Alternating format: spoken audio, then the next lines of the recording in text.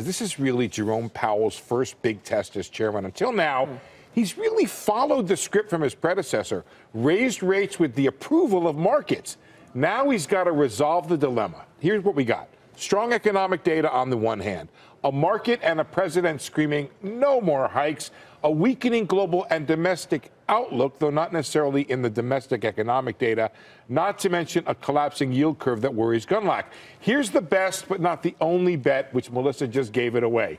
A December hike followed by a Fed that will hike when the data makes it obvious it needs to hike, and in that situation doesn't bring the market kicking and screaming along. I think that's the way. The market, Steve, we're down almost 400 points because right I said that. You never know. Did you see? It's not just priced in. It's not just the White House. It's not just Gunlock. Stan Druckenmiller today in an op-ed was saying they shouldn't be both draining the balance sheet and tightening and raising rates at the same time. Tightening twice. Why am I combining words today? I agree with that. I think there's not been enough discussion about the effect. We actually surveyed for it last time we did the Fed survey, and markets see it right now as an equivalent of a 35 basis point hike. So between 25 and 50. So add that on top. Next year, by the way, is the first year of the full bore of balance sheet reduction.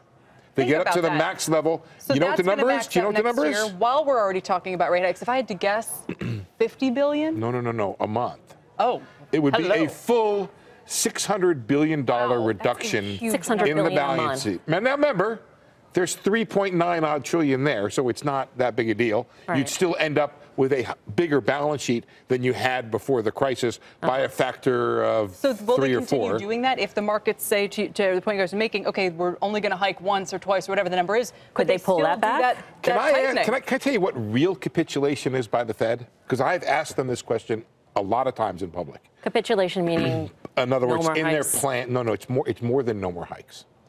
I've asked them why you don't adjust the balance sheet reduction to the current economic outlook. And they have said they want this to be on autopilot. They don't want to make the balance sheet a factor in rate decision. When they make that change, then the Fed will truly have capitulated. Is that a forecast on your part? I think it's something they have to consider. Yeah. I believe it's something that some in the leadership at the Fed have thought about, but they don't want to say this publicly because they've been so dead fast on this idea that we're not letting the balance sheet be part of the discussion.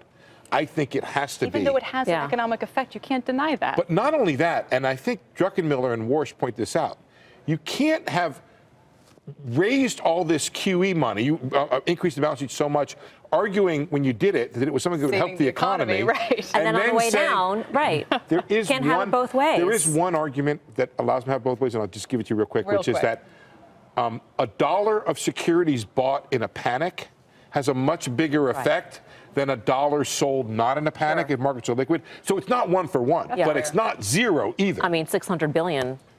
Let's talk about the balance sheet.